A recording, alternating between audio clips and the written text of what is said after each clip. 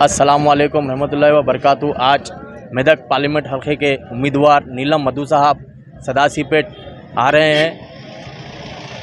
आज Medak parliament election की canvassing के लिए आज हम सब कांग्रेस के कारकुन्स जमा हुए हैं सदासीपेट में। मैं एक ही कहना चाह रहा हूँ, मेरे बात जो सुन रहे हैं, आप एनआरसी के ख़िलाफ़ वोट दीजिए कांग्रेस के हक़ में। आप त्रिपुल तलाक़ के ख़िलाफ़ दीजिए कांग्रेस के हक़ में वोट।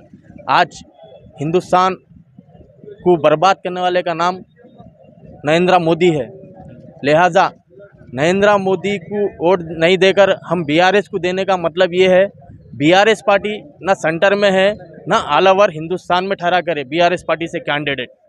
लिहाजा मैं एक ही बोल रहा हूँ तेलंगाना की आवाम से भी, आज तेलंगाना में बीआरएस वोट डाले तो लिख जाकर एमपी वोट प्राइम मिनिस्टर के हक़ में बीजेपी को देते।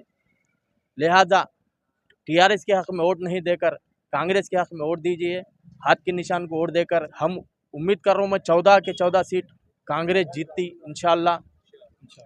और हमारे नीलम मधु साहब मेदक पार्लियामेंट से अच्छी मेजॉरिटी से 25 साल के बाद, इंदिरा गांधी जो 25 साल पहले हमारे मेदक से एमपी थे, प्राइम मिनिस्टर बने, आज वो दौर इंशाअल्लाह नीलम मधु मुदिराज भी लाएंगे। ఈరోజు సదాశివపేట పట్టణానికి కాంగ్రెస్ పార్టీ అభ్యర్థి ఎవరైతే నీలం మధు ముదిరాజ్ గారు వస్తారో వారికి స్వాగతం పలకడానికి ఇక్కడ కాంగ్రెస్ పార్టీ కార్యకర్తలు నాయకులు ఇక్కడ రావడం జరిగింది।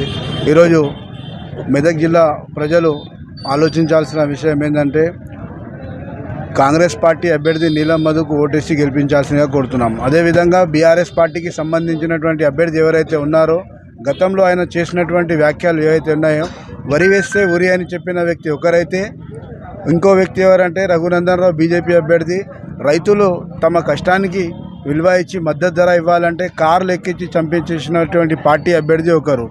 అయితే ఖచ్చితంగా ప్రజలు ఆలోచించి కాంగ్రెస్ పార్టీ అభ్యర్థి నీలం మధుకు ఓటు వేసి గెలిపించాల్సిందిగా కోరుకుంటూ జై కాంగ్రెస్।